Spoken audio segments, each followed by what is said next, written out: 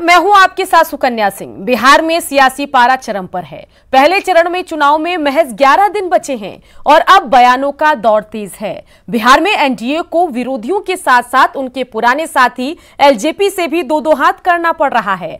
हालात ये है कि चंद दिनों पहले तक साथ रहे चिराग की पार्टी को अब वोटकटवा कहा जाने लगा है। बीजेपी के नेताओं ने चिराग को वोटकटवा कहा तो सियासत की शुरुआत हो गई। अब वो केवल एक वोट कटवाने की वाली पार्टी बन के रह गए हैं। समय ने बताएगा कि वोट कटवा जनता दल यू है कि लोजपा है। मुझे प्रधानमंत्री जी की तस्वीर का इस्तेमाल करने की जरूरत ही नहीं है। मैं उनका हनुमान हूँ, मेरे दिल में उनकी तस्वीर बसती है।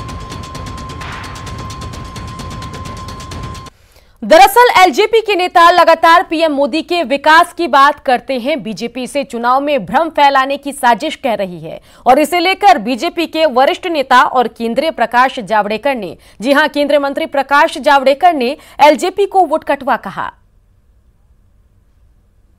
जब उन्होंने अपना रास्ता चुना है, अब वो केवल एक वोट कटवाने की वाली पार्टी बन के रह गए हैं, तब हमारे नेताओं का नाम लेकर एक भ्रम फैलाने की कोशिश करना सफल नहीं होगी। लोग समझते हैं बीजेपी, जेडीयू, हिंदुस्तान आवाम मोर्चा और विकासशील इंसान पार्टी ये गठबंधन जीतेगा। कांग्रेस, आरजेडी और माले का गठबंधन हारेगा और वोट कटवाने वाली पार्टी बहुत ज्यादा कोई फर्क नहीं करा सकते। बीजेपी के बिहार प्रभारी भूपेंद्र यादव ने भी एलजेपी पर बड़ा हमला बोला। उन्होंने कहा कि जल्द ही एलजेपी का झूठ बेनकाब होने वाला है। साथ ही भूपेंद्र यादव ने कहा कि इस चुनाव में चिराग पासवान, पप्पू यादव और उपेंद्र कुशवाहा अपना अस्तित्व बचाने की लड़ाई लड़ रहे हैं। झूठ बेनकाब होगा और जिस प्रकार से पप्पू यादव जी, उपेंद्र कुशवाहा जी, पुष्पा प्रियम जी और चिराग पासवान जी, ये चारों अपनी अस्तित्व की लड़ाई लड़ रहे हैं, ये कहीं मुकाबले में ही नहीं है। बीजेपी के चौतरफा हमले से चिराग बैकफुट पर हैं। उनका कहना है कि उनकी पार्टी वोटकटवा नहीं है, वो जनाधार बढ़ाने की कोशिश कर रहे हैं। हालांकि उन्होंने खुद को पीएम मोदी का भक्त हनुमान बताया। पार्टी की अपनी सोच नहीं हो सकती, क्यों मेरी पार्टी की अपनी राय नहीं हो सकती, क्यों मैं किसी का वोट ही काटूंगा, क्यों मैं अपनी पार्टी का जनाधार नहीं बढ़ा रहा, ये मेरी सोच, मेरी समझ के परे है। पर मैं समझ रहा हूँ कि ये शब्दावली कहाँ से आ रही है।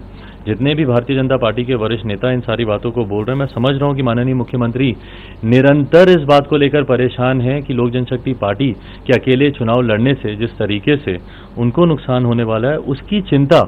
और मुख्यमंत्री जी की शैली रही है, वो खुद तो कभी बोलते नहीं है, वो दूसरों से ही बुलवाते हैं। मुझे प्रधानमंत्री जी की तस्वीर का इस्तेमाल करने की जरूरत ही नहीं है। मैं उनका हनुमान हूँ, मेरे दिल में उनकी तस्वीर बसती है। किसी दिन होगा तो छाती चीर के भी दिखा दूंगा कि मेरे दिल में मेरे प्रधानमंत्री बसते हैं। बट हाँ, तस्वीर लगाने की जरूरत मेरे मुख्यमंत्री को जरूर है, वो जरूर लगाएं तस्वीर। क्यों? क्योंकि निरंतरता में मेरे मुख्यमंत्री ने हमारे प्रधानमंत्री जी का विरोध किया। 2013 में जब ये प्रधानमंत्री पद के उम्मीदवार थे, उस वक्त यही मुख्यमंत्री हैं जो इनका हाथ छटक कर गए थे। यही मुख्यमंत्री हैं जो निमंत्रण देकर इन्होंने उनके आगे से थाली छीन ली। बीजेपी और जेडीयू के हमले पर एलजेपी भी पलटवार करने से चूक नहीं रही है। पशुपति पारस का कहना है कि 10 नवंबर को पता चल जाएगा कि कौन वोट कटवा है। जी बोलते हैं तो मुख्यमंत्री जी को खुश करने के लिए बोलते हैं। ये तो समय ने बताएगा कि वोट कटवा जनता दल यू है कि लोजपा है। एलजेपी के वोट कटवा की बात की शुरुआत क्यों हुई, 10 पॉइंट के जरिए जानते हैं।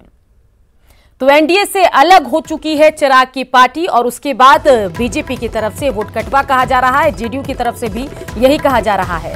अलग होने के बाद भी बीजेपी और पीएम के नाम का प्रयोग चिराग पासवान के द्वारा किया जा रहा है और चुनाव में फायदे लेने की कोशिश हो रही है। एलजेपी के नेता बार बार पीएम के विकास की बात करते हैं। बीजेपी एलजेपी गठबंधन की सरकार बनाने का दावा करते हैं। जेडीयू चाहती है एलजेपी पर बीजेपी का स्टैंड साफ रहे, जनता के बीच एलजेपी के स्टैंड से भ्रम न फैले। एनडीए के नेता नहीं चाहते कि एलजेपी करे नाम का प्रयोग, नाम से प्रयोग। जी हां, नाम का प्रयोग करने से वोट कटने की आशंका है और भ्रम की स्थिति साफ करने के लिए बीजेपी हमलावर है और इसलिए बीजेपी की तरफ से एलजेपी को वोट कटवा कहा जा रहा है और जिस पर चिराग पासवान ने भी रिएक्शन दिया है। वहीं आरजेडी प्रवक्ता मृत्युंजय तिवारी का कहना है कि एनडीए में शामिल सभी दल अपनी अपनी महत्वाकांक्षाओं को लेकर आपस में भिड़ रहे हैं। एलजेपी का भी वही हाल है। मृत्युंजय तिवारी ने कहा कि राज्य की जनता सब देख रही है और अब एनडीए के झांसे में नहीं आने वाली है। विलास पासवान जी के पुत्र श्री चिराग पासवान जी को जिस तरह से अपमानित किया जा रहा है, उनकी पार्टी को वोट कटवा बताया जा रहा है। कौन वोट कटवा होगा, किसकी निकलेगी हवा, ये 10 नवंबर को चुनाव परिणाम में पता चल जाएगा। अब सभी बिहार के दलित भाई, वंचित भाई, शोषित भाई, बिहार का नौजवान, किसान, मजदूर सब तैयार है तेजस्वी यादव जी को ताकत देने के लिए। अब जरा चिराग के एंगल से खबर को समझिए। एलजेपी ऐसे बयानों से जनता को दे रही संदेश, बीजेपी के साथ उसकी दोस्ती अब भी कायम, चुनाव में मैसेज देकर वोट काटने की कोशिश है और एनडीए के नेता समझ रहे हैं चिराग की चाल। चिराग की चाल को नाकाम करने के लिए पलटवार भी चल रहा है। तो आखिर चिराग पासवान की पार्टी लोक जनशक्ति पार्टी को वोट कटवा क्यों कहा जा रहा है और इस पूरी कहानी, खबर के पीछे राजनीति क्या कुछ है, वो हमने आपको समझाई। अब वो केवल एक वोट कटवाने की वाली पार्टी बन के रह गए हैं। समय ने बताएगा कि वोट कटवा जनता दल यू है कि लोजपा है। मुझे प्रधानमंत्री जी की तस्वीर का इस्तेमाल करने की जरूरत ही नहीं है। मैं उनका हनुमान हूं, मेरे दिल में उनकी तस्वीर बसती है।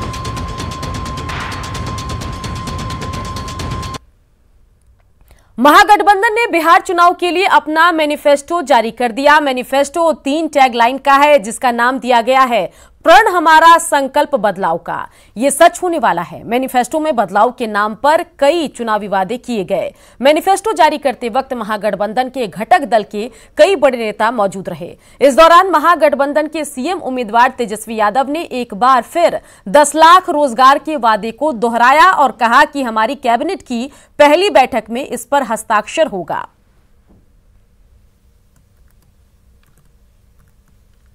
आप लोगों को ये बताया था कि अगर हमारी सरकार बनती है, अगर जनता हमें, बिहार की जनता हमें मौका देती है, तो पहले कैबिनेट में पहले दस्तखत अगर मेरा कलम चलेगा तो 10 लाख नौजवानों को हम रोजगार देने का काम करेंगे पहले कैबिनेट में। दूसरी बात हम लोगों ने ये कही थी कि जो भी छात्र छात्राएं या नियुक्ति के लिए आवेदन फॉर्म जो भरा करते हैं उसको हम लोग माफ करेंगे। तीसरी बात, परीक्षा केंद्र जाने के लिए जो किराया होगा वो हम देंगे। तो वहीं रणदीप सुरजेवाला ने कहा कि एनडीए की साजिश में इस बार जनता नहीं फंसेगी, उनका सच सामने आ जाएगा। भारतीय जनता पार्टी 3 गठबंधनों में चुनाव लड़ रही है। एक गठबंधन है जेडीयू और बीजेपी का जो आपको नजर आता है, एक गठबंधन है बीजेपी और एलजेपी का जो आप समझते हैं, एक गठबंधन है बीजेपी और ओवैसी साहब का। 3 ठगबंधन जो हैं उनके साथ बीजेपी इस बिहार के चुनाव में उतरी है। बिहार चुनाव में यूपी के सीएम योगी आदित्यनाथ की एंट्री होने वाली है। योगी आदित्यनाथ 20 अक्टूबर से बिहार में ताबड़तोड़ चुनावी रैलियां करेंगे। कार्यक्रम के मुताबिक पहले चरण में योगी की 6 दिन में 18 रैलियां होंगी। योगी एक दिन में 3 रैली करेंगे। इसकी शुरुआत 20 अक्टूबर को बिहार के कैमूर, अरवल और रोहतास से होगी, जहां योगी चुनावी जनसभाएं करेंगे। योगी 20 अक्टूबर को सुबह 9 बजे बिहार के लिए लखनऊ से रवाना होंगे, जिसके बाद पहली सभा कैमूर में 12 बजे, दूसरी सभा अरवल में 2 बजे और रोहतास के विक्रमगंज में 3:15 बजे चुनावी रैलियों को संबोधित करेंगे।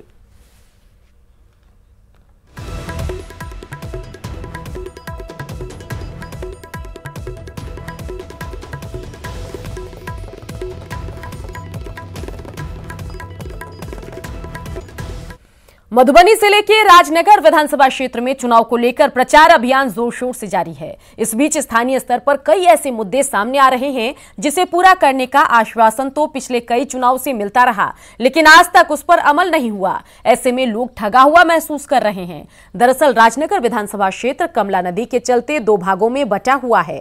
एक हिस्सा कमला नदी के पूरब जबकि दूसरा हिस्सा कमला नदी के पश्चिम में बसा है। लेकिन हालात ये हैं कि पूरे विधानसभा क्षेत्र में कमला नदी पर एक भी पुल नहीं है। ऐसे में यहाँ के लोगों की जिंदगी पिछले कई दशकों से या तो नाव के सहारे चल रही है या फिर 20 से 25 किलोमीटर दूर स्थित झंझारपुर या बाबूबरही विधानसभा क्षेत्र में बने पुल का इस्तेमाल करना पड़ता है। संवाददाता अमित रंजन ने इस मुद्दे पर स्थानीय लोगों से बातचीत की।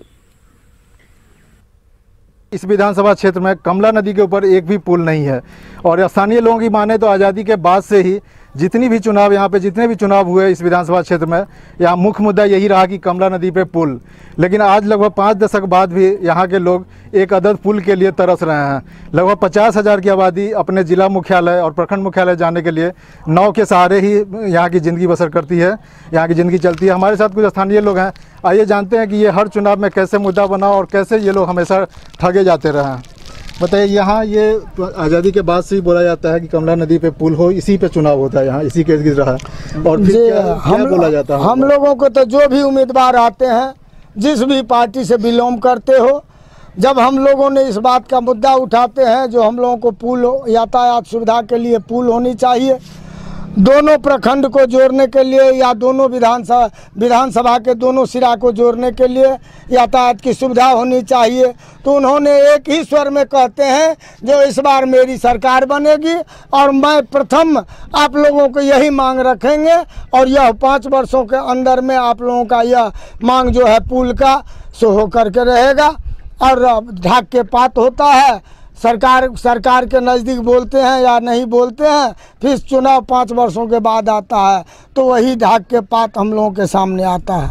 अच्छा, तो ये मतलब हर साल आप लोगों को ये आश्वासन दिया जाता है, लेकिन अभी तक ये मांग पूरी नहीं हुई है। जी। आप क्या अभी पिछली बार जब विधानसभा चुनाव हुआ था, आपके वर्तमान विधायक कौन है? क्या रामप्रीत पासवान मेरे वर्तमान विधायक हैं, इसी जगह आए हुए थे। उनसे हम लोग ने प्रश्न किया, जो हम लोगों को नदी का हाल देखबे करते हैं, सर आप लोग सत्ता में आइएगा तो पुल बनेगा। तो क्या वोट दीजिए, हम लोगों को सत्ता होगा, हम लोग निश्चित जो है सो इस पुल को बनवाएंगे। ये कह करके आश्वासन देकर चले गए, फिर भी आज तक हम लोगों को जिज्ञासा में भी नहीं आए हैं। Amit Ranjan, news 18 Madhubani.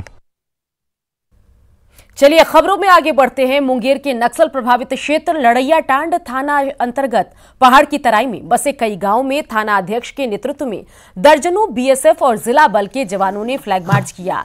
Area demonstration के दौरान शराब बनाने की भट्टी को ध्वस्त किया। विधानसभा चुनाव को लेकर मनकोटिया, हराईचक, खजूरिया, महगामा गांव में फ्लैग मार्च के दौरान पहाड़ की तराई में बसे मनकोटिया और बरमन्नी पहाड़ पर अवैध शराब की भट्टियों को ध्वस्त किया गया। वहीं 20 लीटर महुआ शराब के साथ 300 किलो महुआ नष्ट हुआ। हालांकि पुलिस की सूचना मिलते ही शराब माफिया 9-11 हो गए। वहाँ है कि 50-60 को इसने